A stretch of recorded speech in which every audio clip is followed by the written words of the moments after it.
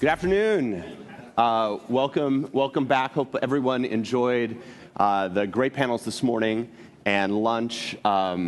This is a panel I've been really excited to do for some time. I want to introduce two guests, one of whom is here in person, and the other is live streaming from London for reasons that will become clear. So first, with me on stage is Mark Abene, who used to be known as Phiber Optik, a somewhat one of what Time magazine once called the Robin Hood of cyberspace.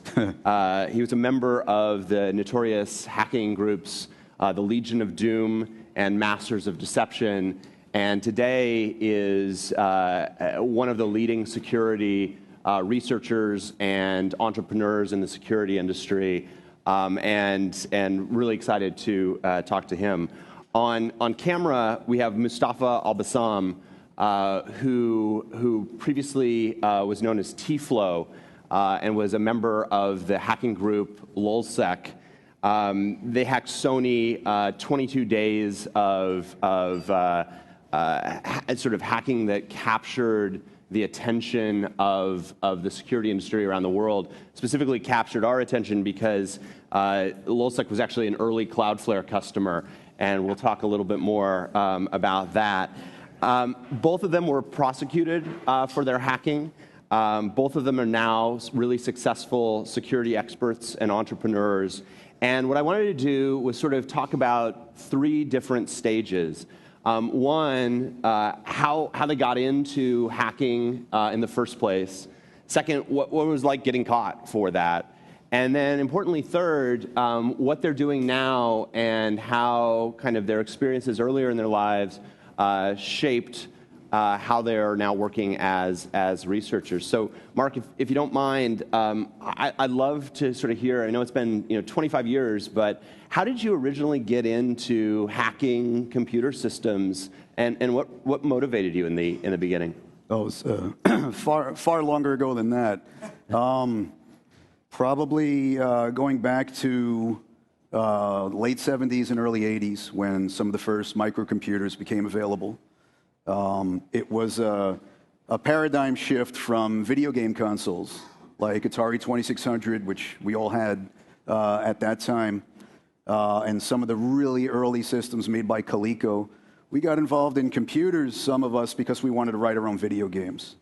When it became possible to get online, for me anyway, was probably around 1983, around that time, with a 300 baud modem.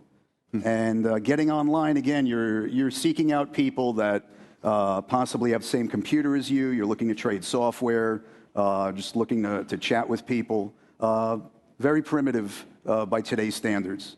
Found out about bulletin board systems, BBSs, around that time. Bulletin board systems, for those who don't know, were microcomputers run by some kid who usually had more than one phone line, a dedicated line for the BBS. And we would compete against each other, against busy signals, to get through to the BBS. And it would be a really simple message base where you could leave messages, read messages that other people posted, comment on them, and then hang up.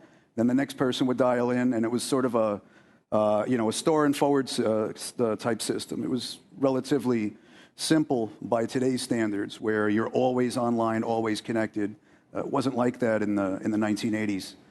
And what was it that drew you to this? Like, why did some folks were out going to bars and doing other things. What was it about this that made it an exciting thing to spend your time on? Well, I was about 11, so I wasn't going to bars. There you yet. go. Well, yeah. playing in the jungle gym. Yeah. So I was still quite young when I finally got my first computer and got online. So yeah, there's the age. Most people that were online at that time were teenagers. Yeah. There were very few adults online, except for business reasons. But as far as people calling BBS, the BBS underground, and by extension the hacker and freak underground was mainly composed of teenagers. So was it the community of hanging out with other? Yeah, it kids? was. I mean, I had my my real life friends that I hung out with and played sports in the street. When I was on the computer, I had a separate group of friends that I didn't know physically where they were located. They could have been anywhere in the country or potentially in other countries. But there was definitely an interest in trading information. Information was sort of a commodity. There were a lot more systems that one could find. It was sort of the like what I like to call the age of exploration. Yeah, Mustava, does that resonate with you? Were those some of the same reasons that was that the community that you found? When you started being online and getting into the hacking community? Yeah, I mean, I think you'll find many hackers sort of have the same sort of history or background in that kind of regard, and I'm no different. I started learning how to program and using the internet from an early age. Although probably mine was a very different generation than his, because I was about 10 years old in 2005, and that's sort of when I was starting to learn how to program. And when I started to learn how to program, I sort of thought about the ways that programmers could make mistakes in their code. And so I sort of discovered vulnerabilities by myself in that kind of way. What were the communities like? Like what you guys as LulzSec formed? What was it like hanging out together? Did you know each other in the physical world, or was it just in the virtual world? What bonded you together in the beginning? I think it's very similar to what Mark described, and it's very similar to the BBS days of the 90s. No one knew each other in person. Everyone used nicknames. No one had any idea of where people were physically in the world, and people just bonded based on their interests. So what if I were in a BBS of the Legion of Doom or Masters of Deception? Like, was it every day trying to figure out what systems you could hack into, or were there more mundane topics like, hey, did you see that TV show last night, or what was the community like? Well, those are two different time periods, really. If we're talking Masters of Deception in the very late 80s and early 90s, we all knew each other personally. The majority of us were from New York and thereabouts. So we were extremely social. And that kind of, that revolved around 2600 Magazine, which is also based in New York and created, for all practical intents and purposes, the social in-person climate of hacking, which didn't exist prior. Mm-hmm. The Legion of Doom days were much, much different. Everyone was anonymous, only known by a handle.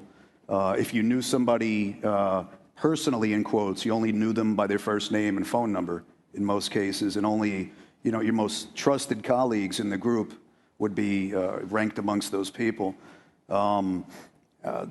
It was a different time, but originally hacking was not illegal in the United States, certainly not up until 1986. Mm-hmm. There were no laws specifically against hacking, and hacking was largely non-destructive. It was more exploratory and seeking to learn about the systems that. Yeah, you were really known for not being kind of a destructive hacker, but often hacking into things to fix things or solve problems. At what point did you think there might be legal risk in what you were doing, or did that even occur to you at the time? No, it didn't. It didn't occur to us until every so often someone would get into some kind of trouble. There was a famous case that Manuel Goldstein, the publisher and writer for 2600 Magazine, mm-hmm. who founded the magazine, he got in trouble in one of the first large cases in the mid-'80s that everyone got off that was involved a hacking telemail, which was one of the first email services on a packet switch network called Telenet, which isn't around anymore. But hacking, in quotes, we're talking about people finding logins with default passwords like the letter A or something like that. Yep. So it was really a lot of repetitious guessing that yielded lots of results. And a lot of these people got in trouble, but the FBI confiscated their equipment and basically never charged the large majority of these people. Mustava, when at LulzSec, there were definitely times over the period of time where it sort of seemed like LulzSec had a mission of exposing sort of the hypocrisy of the security industry or prosecution. Did it start out as being a mission-driven organization, or was it a bunch of sort of friends that got together online and were really doing it for the lulz? Honestly, I think it was the latter. LulzSec was sort of formed as a result of all the non-political vulnerabilities that came out of Anonymous. So people had no sort of use for them. So we sort of had the idea to use them as a sort of way to expose how insecure really the larger web is. Did you at what point did you realize that there was real risk for you from a legal perspective, or was that a conversation that you were having at the time, or did that just seem so abstract that it wasn't something that was on your mind or the mind of the other people that were members of LulzSec? So, I mean, I think when people talk about OPSEC, for example, it's important to realize that getting involved with hacking, for example, isn't like an overnight decision that you do. It's something that you gradually, slowly get into. So it's not as if you prepare like 2 months in advance or something, you have the strongest OPSEC. So it's something that you gradually have to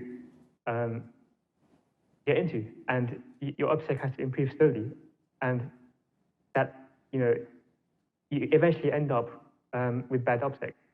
So I guess sort of towards the end or the middle of what I was involved in, the risks did get greater and greater, and I did think about them. So I did take greater and greater precautions. Things like, for example, sorry, go on. No, go ahead. Talk about some of the precautions. I mean, my OPSEC was very bad. If I knew what I knew now, I would do things differently.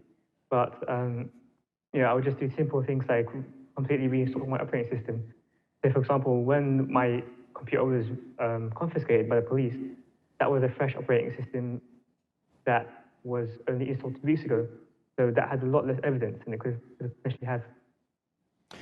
So when you were prosecuted, I mean, you were 17, 18 at the time, if I remember correctly. I mean, it must have been just a terrifying experience. What was that? Did the police come and break down the door, or what happened in that time, and what was that experience like? Well, it's probably not as terrifying as you think. In Britain, arrests aren't as terrifying as in America. There's no guns and that kind of thing, or the FBI knocking down your door. It was just very simple. It was just, I think, 2 or 3 men in plain clothing knocked on the door and said, "We have a warrant for your house," and then they just came in and searched my room.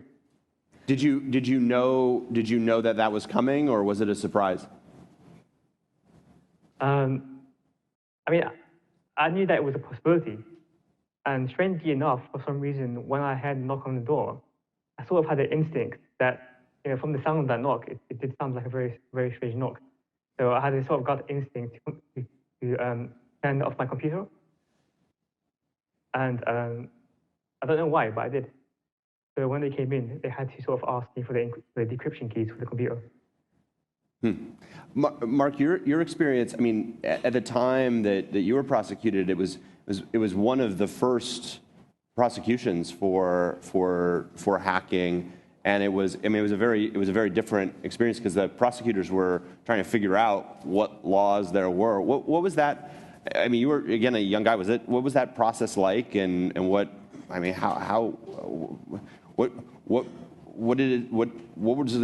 the experience? Well, first, the majority of us were all of us were minors. We're all 17 and 18 years old when this was happening. There was really a veritable witch hunt going on various operations like Sun Devil that the Secret Service or the FBI were conducting, either separately or in conjunction. They had raided several individuals across the country. Sun Devil wasn't related to us per se, but there were raids conducted, searches and seizures all around the country related to LOD members, for example. They were alleging that we were a global criminal conspiracy. Did you feel like a global criminal conspiracy? Not really, no, not particularly. I remember at the press conference they held for our indictment, the media people really didn't see where the criminal element was either. As the U.S. attorneys and the FBI and Secret Service had this joint task force they had put together, and they were fighting each other over who was going to speak at the podium. And you're this 17-year-old kid who's like... and I'm not even allowed inside. I'm kind of watching from the door at my own indictment. And I knew a lot of the media people, actually, at that point, because I had done so many interviews. We had transitioned from being largely anonymous to being more activists by that time, because of all the media attention, because of all the buzz, the government was doing the majority of the talking about what our motives and motivations were. It was largely false. So we were forced out from behind the curtain to speak for ourselves. Originally, we did it in the beginning, with disguised voices or, in the shadows, and we just decided that was probably a bad idea because we were sending the wrong kind of message. We weren't looking to hide who we were. Of course, we had to accept a lot of risk in exposing our true identities on camera.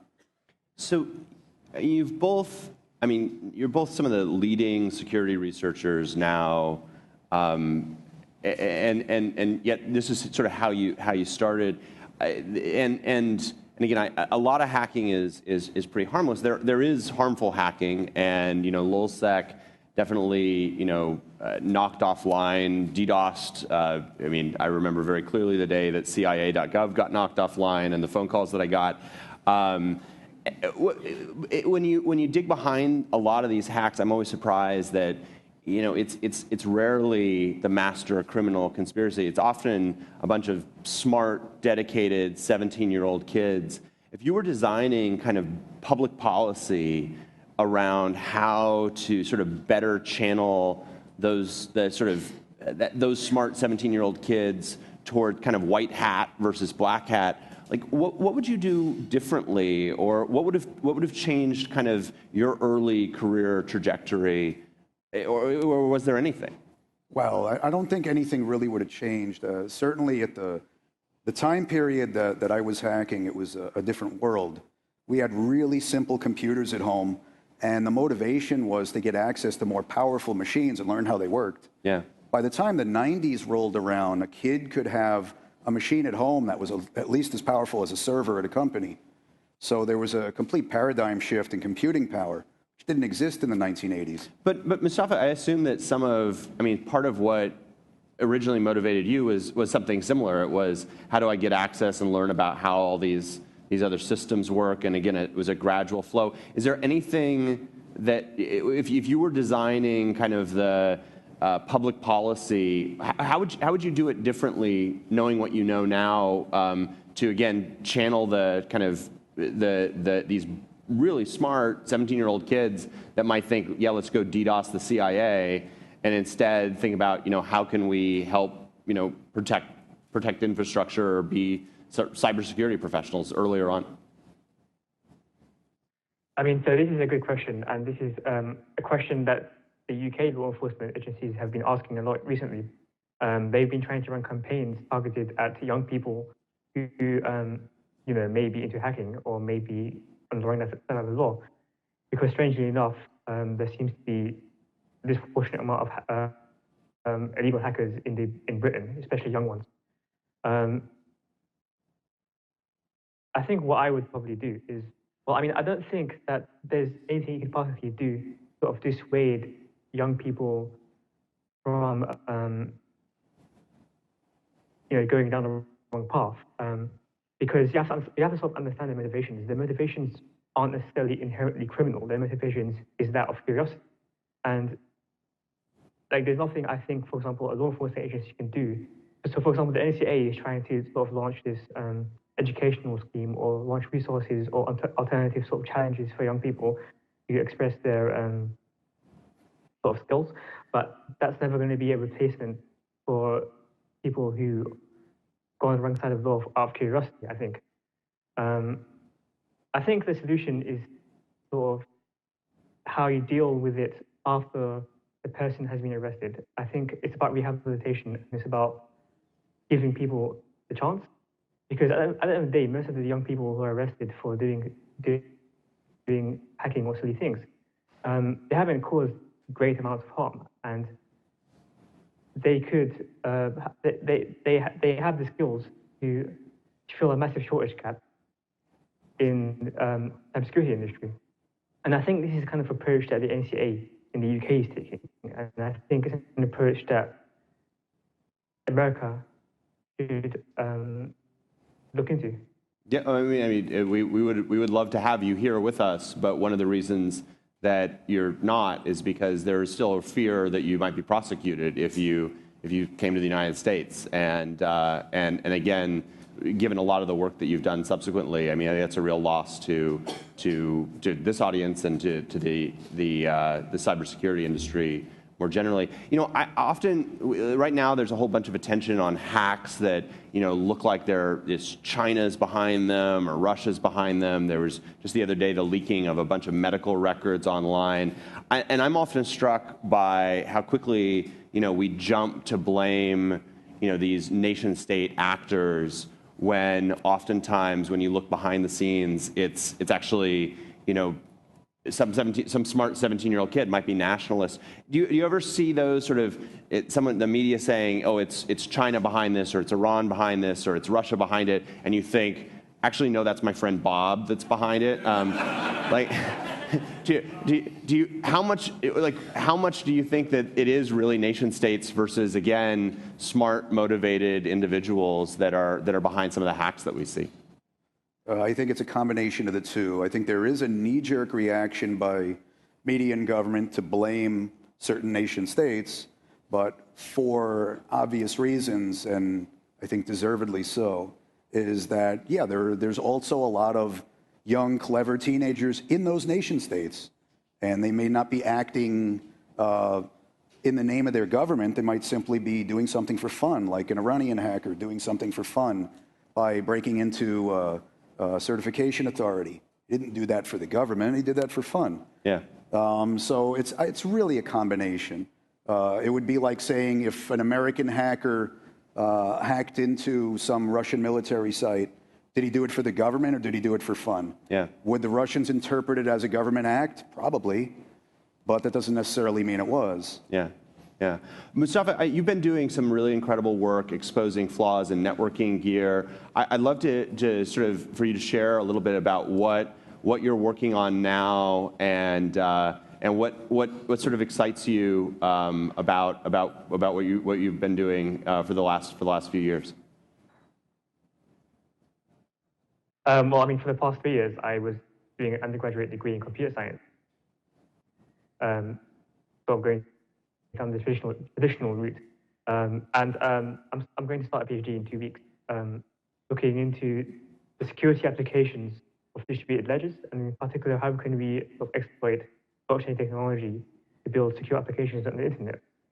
So, for example, one of the things that I'm interested in is verifiable software updates and update transparency. And, for example, how could we make updates transparent so that another Apple versus FBI case can't happen again? Yeah, and a lot of the work that a lot of that again is how similar is some of the work that you're doing now to kind of, are the motivations the same for what you're doing now? That is it still curiosity that's driving you, or what? How similar is what you're doing now to what you were doing when you were back in the LulzSec days? I think it's, to an extent, it's a sort of similar motivation. I think it's sort of a motivation of doing something new or something that hasn't been done before necessarily, or at least a scale that has been seen before. And that's sort of what attracts me. I don't want to be building technology that has already existed for 20, 20 years. I want to be on the cutting edge. What is it, Mark? You've gone on to be a parent, a successful entrepreneur, leading security consultant.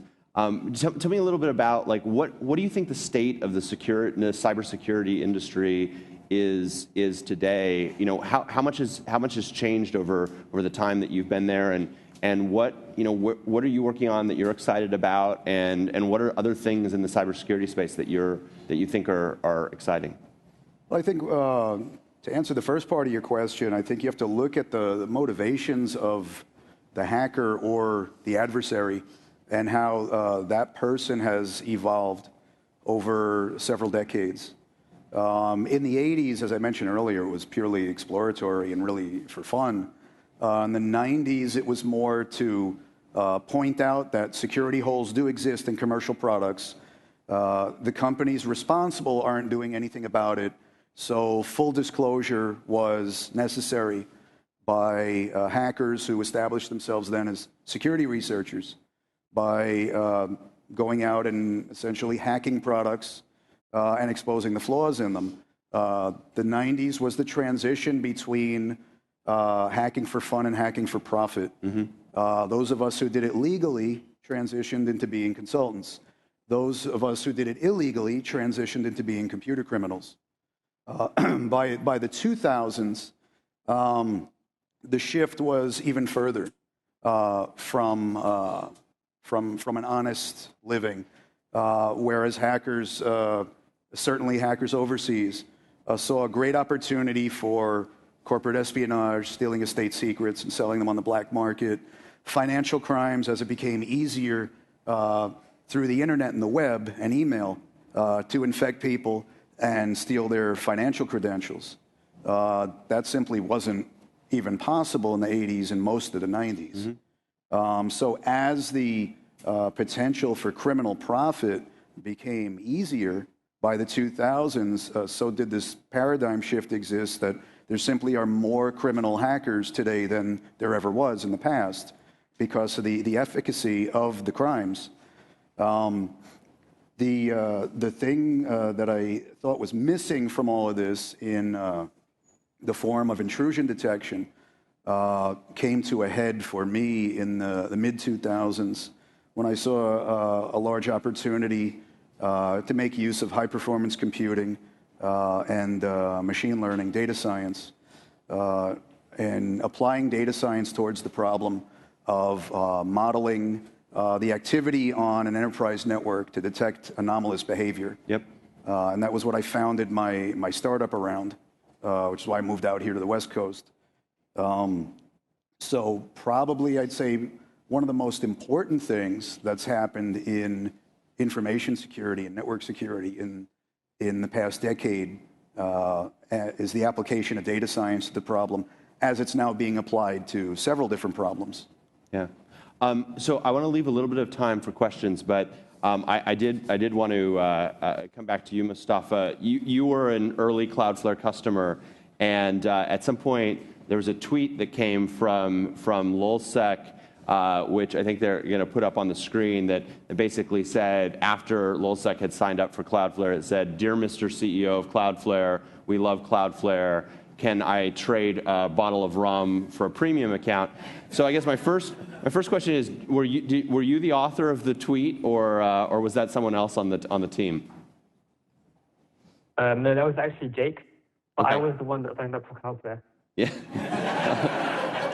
Well, I thank you, and you did actually send me a bottle of rum, which I've had on my desk for quite some time, and I think that we today got you a bottle of rum in London, and so if it's okay, and I've cleared this here, we're gonna share a toast.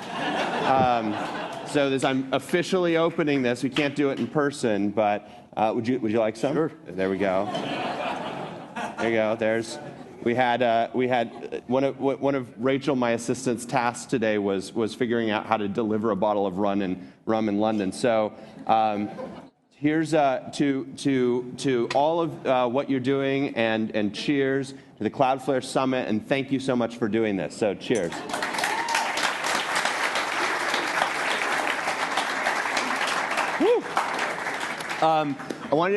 We have a couple of minutes left to open it up for questions. So if there are one or two questions, there's a mic that will come around. Great, thank you for picking me. Dan Tynan for The Guardian. I have to ask the obligatory Mr. Robot question. In Mr. Robot, F Society takes down the financial records of a very large multinational. Most of the hacking we're talking about here is defacements and DDoS. So my question for you is, why hasn't Anonymous or LulzSec or one of the groups really attacked a large financial institution? Or is it because they aren't interested, because the financial institutions are very well protected, or because it's happened and we just don't know it yet? It's probably the third one, that it probably happens all the time. They're gone. So the mic cut out there, I think, for a second. But I think the answer was it probably happens all the time. We just don't hear about it. It's probably very frequent. Mustava, do you have any sense of, I mean, is there anything that you've seen in the sort of hacker community that makes Mr. Robot seem less like fiction? Well, I mean, I think the hacking in Mr. Robot is realistic. The only thing that's not realistic is that there isn't a company that owns 70% of all the loans in the world, which is why it's not necessarily possible to do in Mr. Robot what is being asked for. But I think Anonymous has released a lot of data on large corporations like Stratfor and other intelligence contractors. I mean, my financial institutions haven't been targeted much. I'm not sure why in particular. One more question from anyone? How about right here? Thanks. We're tracking cybersecurity rather closely at my firm, and there are a lot of companies specializing. We won't go down the list. And I believe security budgets are going up an average of 8 to 10% again this year. So with all these companies throwing billions of dollars at equipment from the Palo Altos and FireEye and so forth, is that money well spent? Are they gaining on the cyber criminals, or is it the other way around? So just in case Mustava didn't hear, to repeat for him, the question is, the billions of dollars that are being spent on various systems, boxes to help stop that, is that money well spent, or is the state of the current security industry still as flawed as when LulzSec was criticizing it? Mustava or Mark? It's just as flawed, but the money is also being well spent. So it's sort of a combination answer, and I'll tell you why.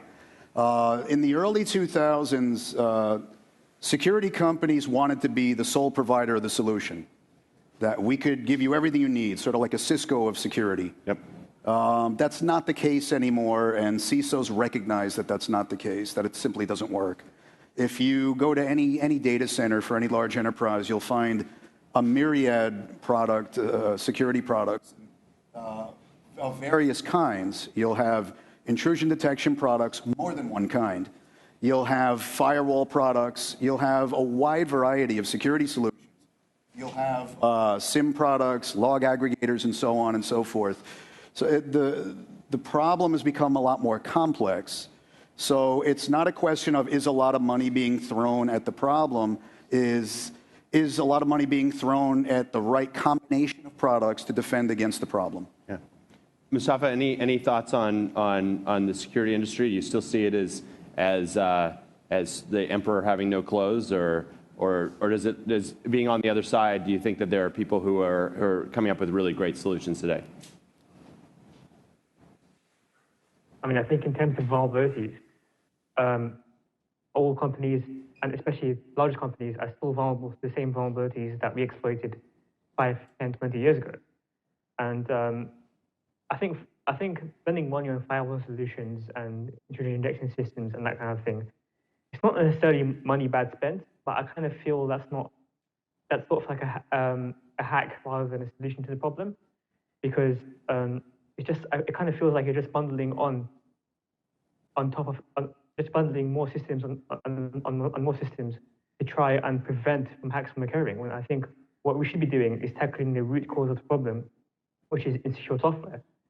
We should be building tools that help us to build secure software in the first place, so we don't need things like FireEye or extreme systems in the first place. Well, thank you so much. Round of applause to both of our guests. And Mustava, I'm saving the rest of this so that someday, hopefully, we can enjoy it together in person. So thank you both for joining me. Thank you. Appreciate it.